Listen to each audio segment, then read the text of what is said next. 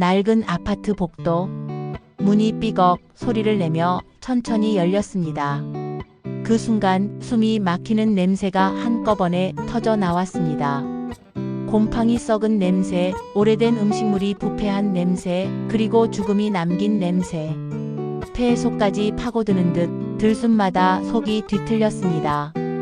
방 안은 눅눅했고 햇빛은 들어오지 않았습니다.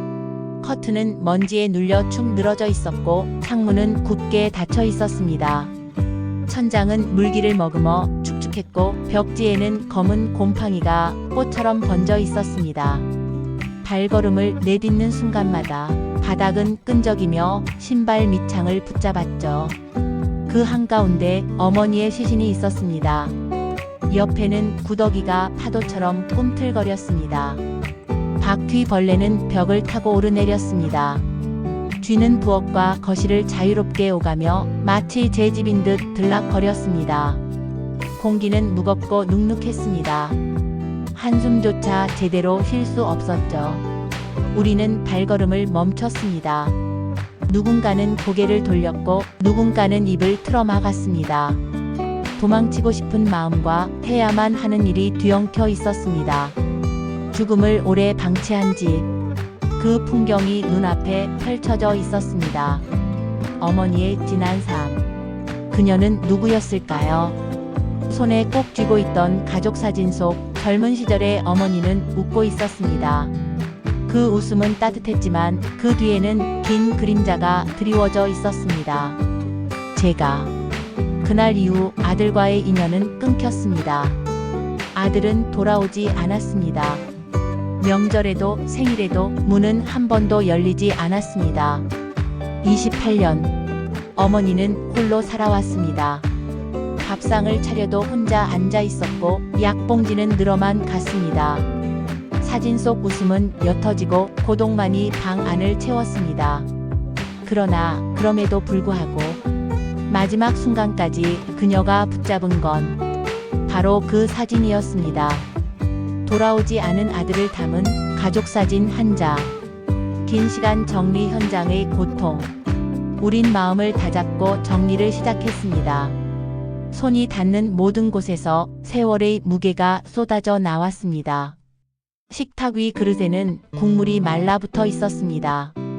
검게 굳은 흔적이 시간의 낙인처럼 남아 있었습니다. 구석에 쌓인 약봉지.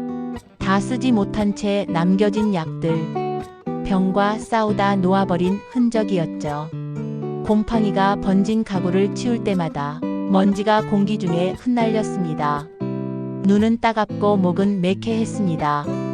우린 속이 뒤집혔습니다. 한숨을 내쉬며 그러나 손은 멈출 수 없었습니다. 이 공간은 단순한 쓰레기장이 아니었습니다. 한 사람의 마지막 흔적이 쌓여있던 자리였습니다. 장판 및 검은 봉투. 정리를 이어가던 중 눈에 이상한 게 들어왔습니다. 장판 한쪽 볼록하게 솟아 있었습니다. 조심스레 장판을 들쳐 올렸습니다. 습한 곰팡이 냄새가 퍼졌습니다. 그 밑에는 검은 비닐봉지가 묶여 있었습니다.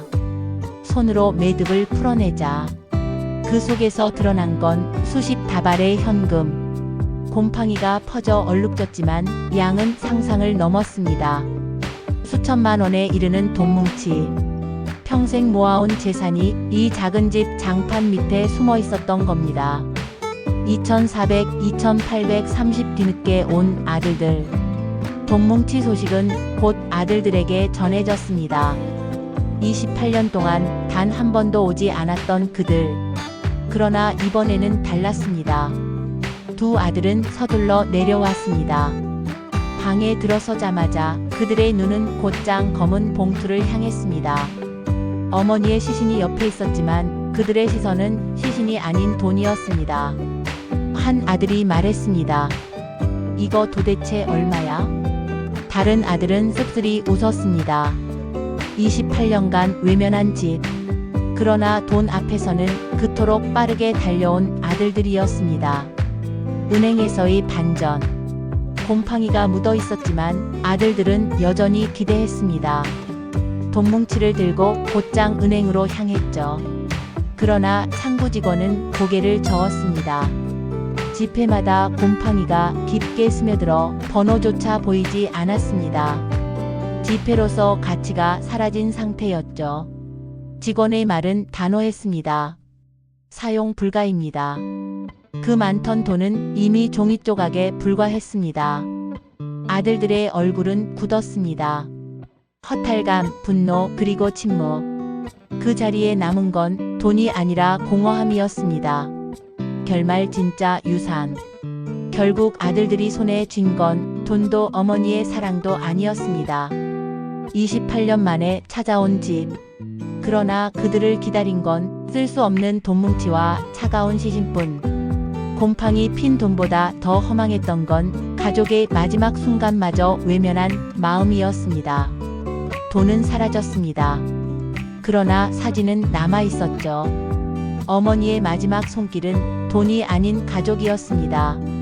이 집은 우리에게 묻습니다. 끝내 붙잡을 건 돈일까요? 아니면 사람일까요?